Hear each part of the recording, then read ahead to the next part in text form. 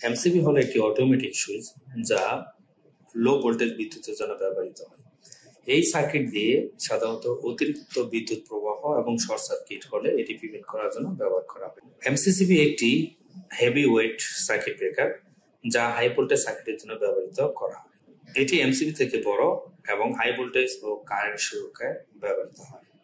ELCB একটি সুরক্ষা device যা যে কোনো সার্কিটকে আর্থ লিকেজ এবং মাটি থেকে বিদ্যুৎ প্রবাহিত হলে সেটি শনাক্ত করে সেই লাইনটি বন্ধ করে দেয়।